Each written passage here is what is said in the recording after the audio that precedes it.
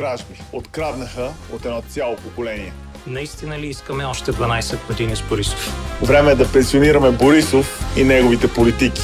Днес изборът е между застоя и кражбите на Борисов и една променена България. Когато ни събра имунитета и Пеевски ни викна в кабинета, когато ни събра имунитета и Пеевски ни викна в кабинета, бързо щом надушим власт, водката стана за в час, Бойко, Мустафа, Асен и аз. Бързо щом надушим власт, водката стана за в час, Бойко, Мустафа, Асен и аз. Извикахме и мой така Калена да барне както може 2-3 члена. Извикахме и мой така Калена да барне както може 2-3 члена.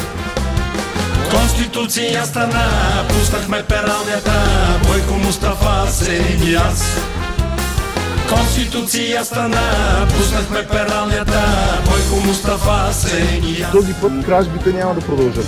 И всъщност Бойко Борисов много добре го знае. Ние обещахме на нашите избиратели много ясно, че коалиция с ДПС и ГЕРБ няма да бъде направена от Продължаваме Промяната. Асен ще бъде премиер в сянка, а баце Бойко с кюлчета си Нанка. Асен ще бъде премиер в сянка, а баце Бойко с кюлчета си Нанка. Ако трябва салабала, ще държим властта си цяла, Бойко, Мустафа, Асен и аз. Ако трябва салабала, ще държим властта си цяла, Бойко, Мустафа, Асен и аз. За Хемус магистрала се разбрахме и нашите фирми бързо си вкарахме. За Хемус магистрала се разбрахме и нашите фирми бързо си вкарахме. И хаоса ни май смърти, но ще видиме пари, Бойко, Мустафа, Асен и аз. И хаоса ни май смърти, но ще видиме в пари, Бойко, Мустафа, Асен и аз.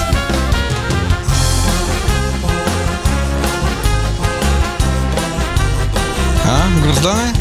Гроздане? Ще кажем, че си виноват. Ще взема да се върна в Канада, защото всяка нощ сънува Мада. Ще взема да се върна в Канада, защото всяка нощ сънува Мада. Как отиваме в затвора и попадаме на хора, Бойко, Мустафа, Асен и аз. Как отиваме в затвора и попадаме на хора, Бойко, Мустафа, Асен и аз. Това не е коалиция. Това е такова, ама не е коалиция.